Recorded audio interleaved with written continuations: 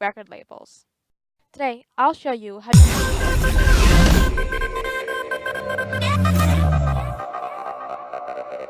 Hi, this is Ritwika.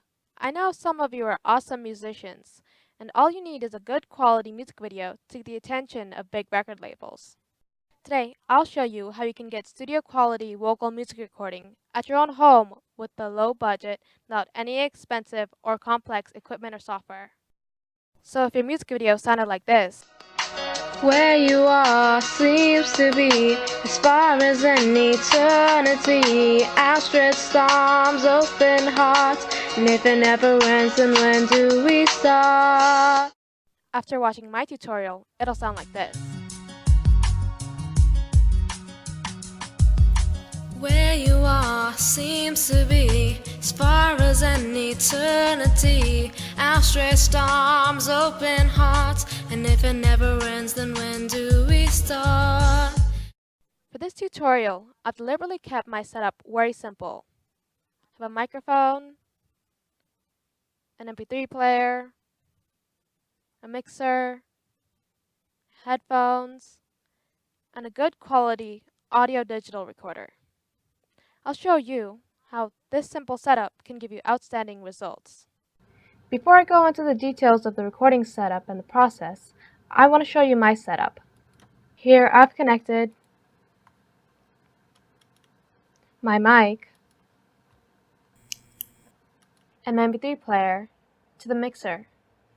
I've also connected my headphones over here so I can listen to the recording mix while singing. And the general output of this mixer goes to my digital audio recorder, which actually records my song. Now I'll discuss each and every component of the setup with you and help you choose the right mic, mixer, etc. for yourself. Let me start with microphones. Microphones are the most critical component of your recording setup. This is because it's the first machine that converts your voice into an electrical signal. So if you use a cheap karaoke mic, you won't get good sound recording no matter how expensive your other equipments may be. Picking a good mic is very confusing to begin with. That's why singers often end up with many mics. I'm no exception. I have many mics which I use in different specific situations. I'll try to tell you the important points you'll need to know in selecting the perfect mic for you. There are many different microphone technologies. Among them, two are extremely popular for sound recording: a large diaphragm condenser microphone and a dynamic microphone. Dynamic microphones are live performance mics. That's because they have lower sensitivity and a very hardy construction. Lower sensitivity is not at all a bad thing for these mics because it allows you to hold it while you're singing and it won't pick up any annoying handling noises or the sound from background singers. Internally, these mics are built like tiny headphone speakers with a voice coil, diaphragm, and a magnet. When you sing into them, the voice coil and the diaphragm vibrate in a magnetic field and produce a feeble electrical signal, which is then preamplified and recorded. These microphones generate its own electrical signal, so it doesn't need an external power supply. Internal microphones are essentially recording studio mics. They're extremely sensitive and very fragile in construction. So if you handle your dynamic mic like a tennis ball, you should handle this one like an egg. Due to extreme sensitivity, you can't hold it while singing. You have to mount it in a microphone stand with a shock mount and a pop filter. Put in a shock, well actually my shock mount is a bit bigger than my microphone, so I wrap the foam around it, open the clamp, and put it in there. The shock mount suspends the microphone with its elastic thread, so it's somewhat isolated from the vibrations from the floor. Otherwise, the mic would pick up any creaking on the floor or footsteps. The microphone also picks up bursts of air whenever you say P's or T's. The pop filter is just a stretched fabric screen which sits between the singer and the microphone and takes away these bursts of air and eliminates the pops. Condenser microphones get their name from electronic component condenser or capacitor. It's actually a electric capacitor with a metal plate and a very thin metallized diaphragm, which are placed very close together. When an external voltage is applied to it and we sing, the diaphragm vibrates, and it creates a difference in capacitance. This creates an electrical signal in the condenser and is then recorded. So to make this microphone work, we need to give it an external voltage supply. The power supply that does this is called phantom power. Most mixers or preamplifiers like these already have this inbuilt. Here, I'm turning on my phantom power over here, and it's powering my mic over here. Now let's decide which mic is best for you. The dynamic mic will produce a very warm sound even with less air. This is like seeing a photoshopped image of a model in a magazine. The condenser mic will pick up every little detail like breathing or sibilance in the sound and give a very detailed, airy, and sparkly sound. It's like watching a close-up of a HD movie in a big HD TV. This mic, the dynamic one, can be used in a relatively noisy environment, but the condenser one needs absolute silence. Bottom line, if you do not have access to an extremely silent room, you're better off with the dynamic mic. I love my dynamic mic, the Shure Beta 58A.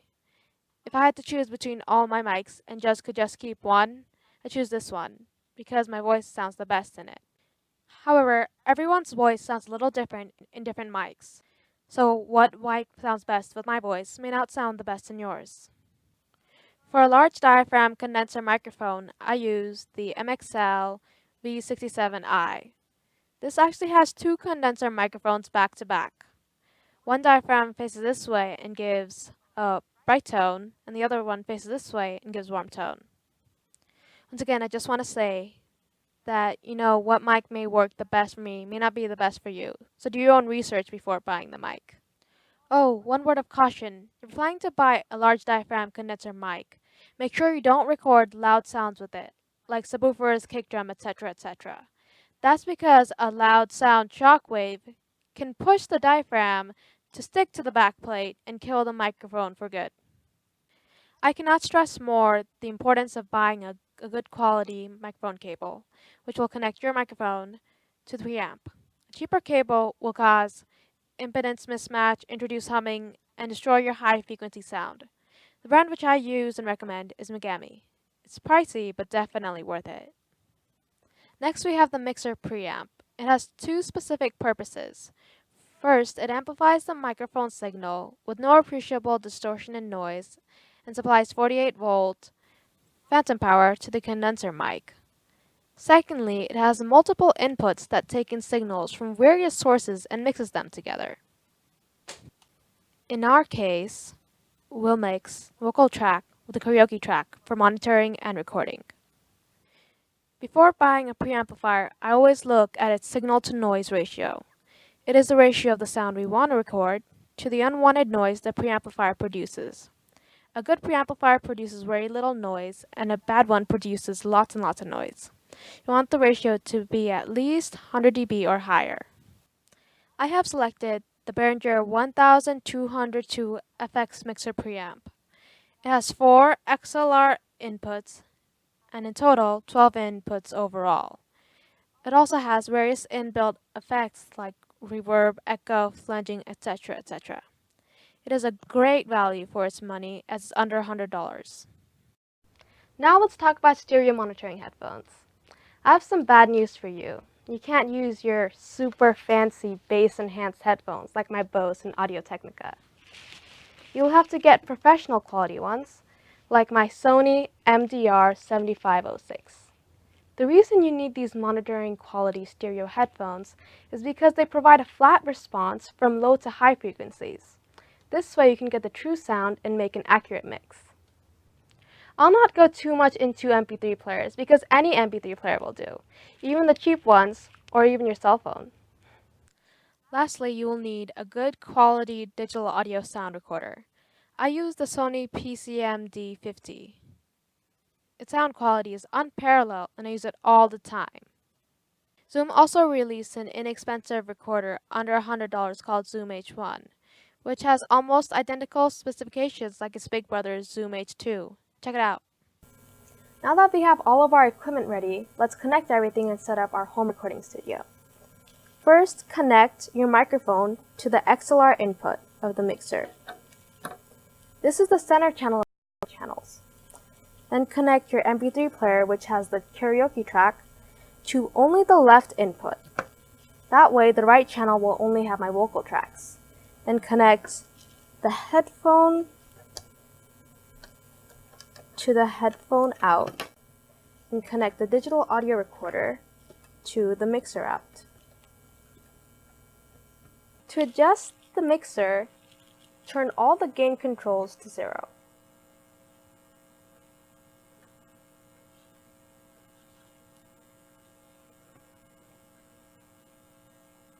Then turn on your MP3 player and set the volume so it doesn't go over 0 dB.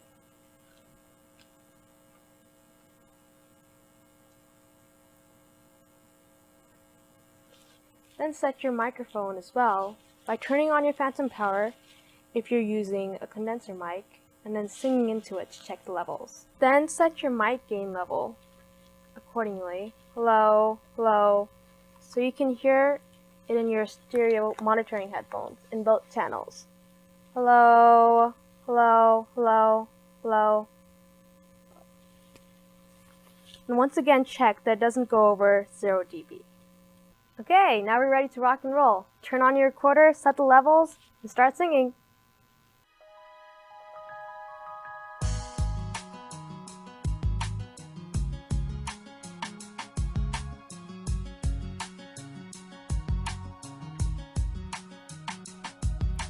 Where you are seems to be as far as an eternity. Outstretched arms, open hearts, and if it never ends, then when do we start? I'll never leave you behind or treat you unkind. I know you understand. Oh, and with a tear in my eye, give me the sweetest goodbye that I ever did receive. Pushing forward. Now that we're done recording, we have to connect the recorder to a computer and transfer the recording files. We'll mix the tracks together using a digital audio workstation software, or DAW. If you don't have one, you can download a great free open source software called Audacity. Let me quickly show you how to do a simple mix in Audacity. This is the Audacity screen, and here are the two sound files. This is my recording at PCMD50, and this is the original high-quality karaoke track. I will now mix only my voice with the high-quality karaoke track. First, I drag my recording in Audacity.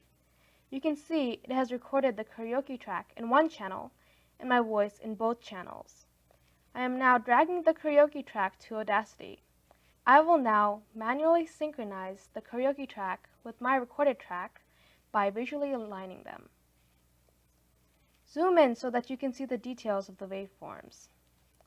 Now select the time shift tool and visually align them.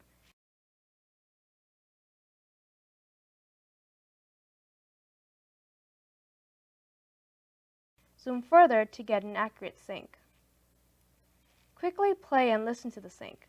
If they are perfectly aligned, the karaoke track should sound just normal.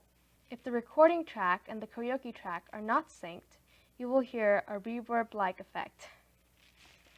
Now I split the recording track into two mono tracks, and I delete the accompaniment track. So we are now left with my vocal as a mono track and a perfectly synchronized karaoke track. Now it is time to adjust the vocal volume level so that it is loud and clear against the karaoke track. At this point, you save the project. Now add some equalization, compression, and other audio effects as per your taste. I will not go into that detail, as it's a huge subject. So play with various effects and tone control and reverb to make your mix sound gorgeous.